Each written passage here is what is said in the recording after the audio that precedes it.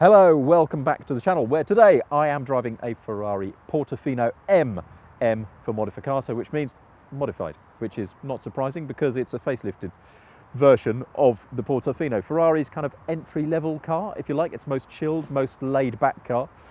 There are visual changes to the exterior. The face is a bit more dynamic, and there is also, you may notice, there was a strake here before, but it now extends to the front of the front wheel as well to make it look even more racy and sporty and more Roma-esque in a way.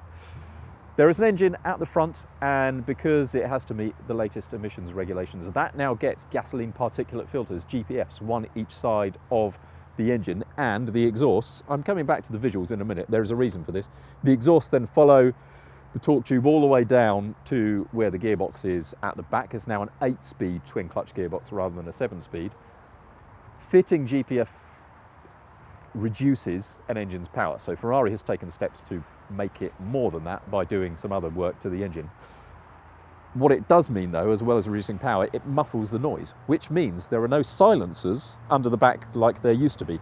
So in terms of design changes at the back, there's a new diffuser array and everything else which goes further up into the car, and there is now a lot more air and a lot more diffusery sculpty shape where there used to be silencers. So that's quite cool.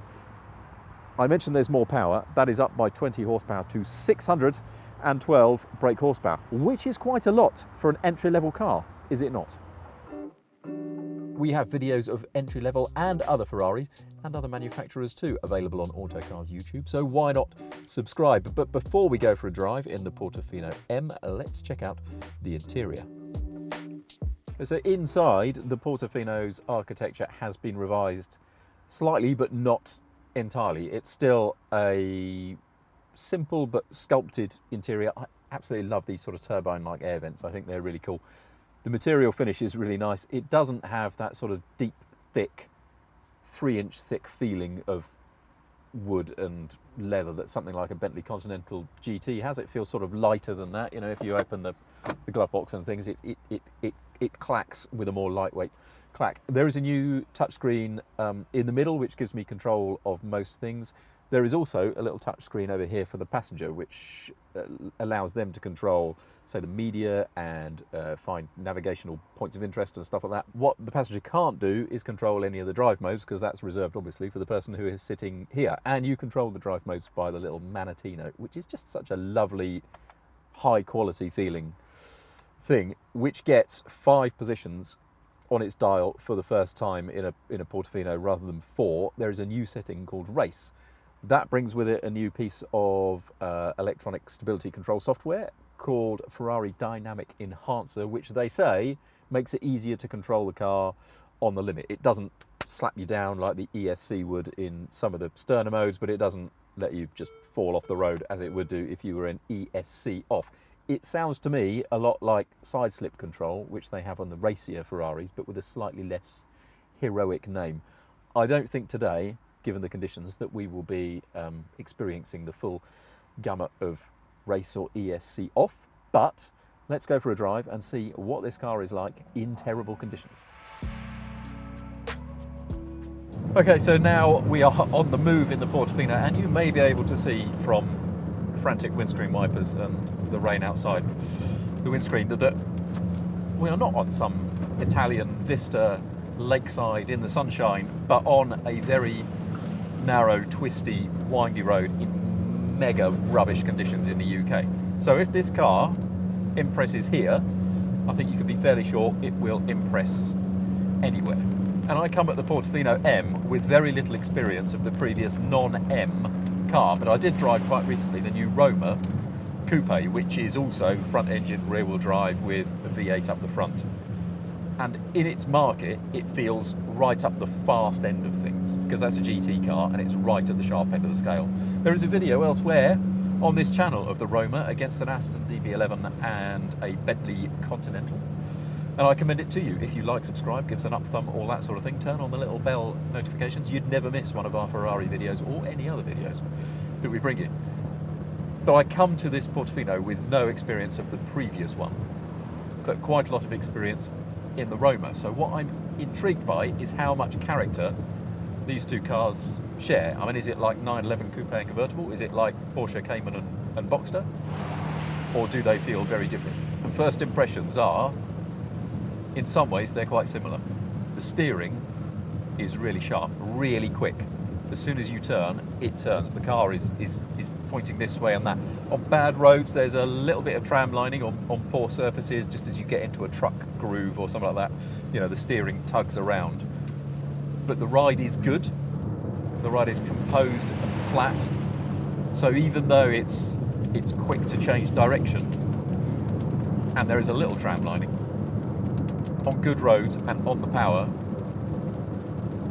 it's actually really controllable. And even though I'm sitting on the left-hand side of the car on a tight road with a really responsive car around me, it's actually quite easy to place. Visibility is pretty good. You can see the little sort of tops of the wings, which helps place this car sort of, you know, to the edge of from the edge to the middle as you want.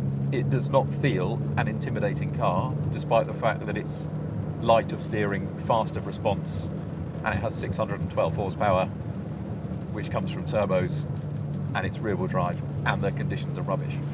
The driving position is good.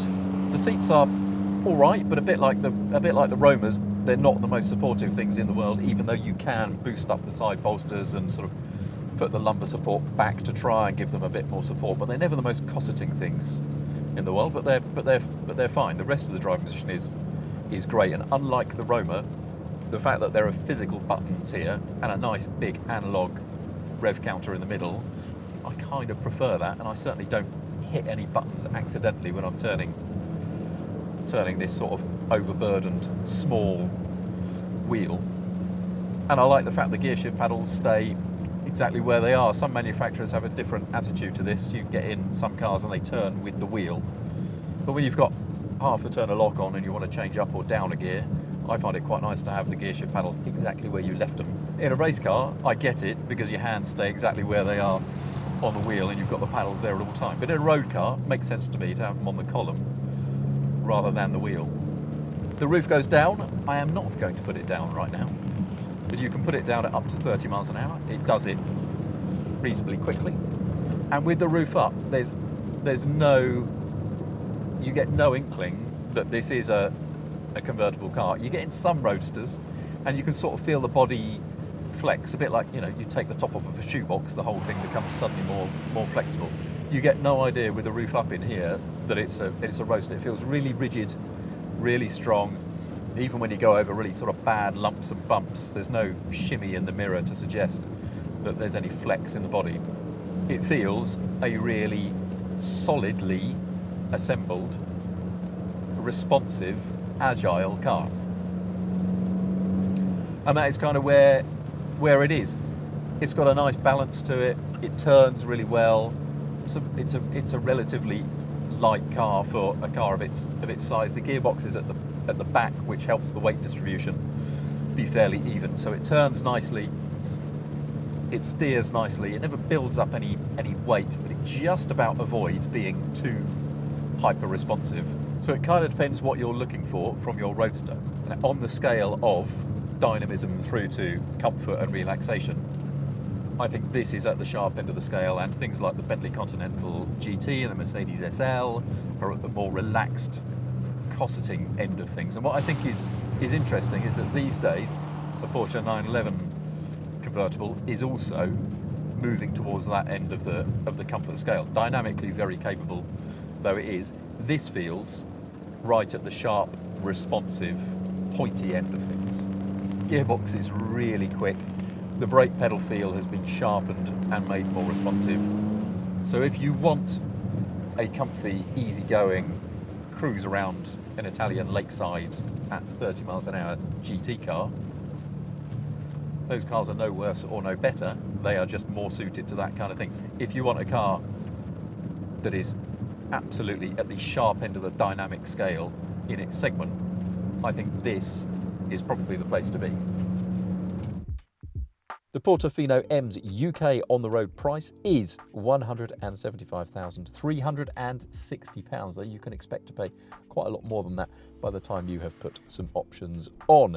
And there is elsewhere on this channel a full review of the Ferrari Roma against its rivals, the Aston Martin DB11 AMR and Bentley Continental GT, and I commend them to you. You would not miss those or any other of Autocar's video if you give us a subscription and maybe even turn on the bell notification. Thank you very much for watching. We will see you next time.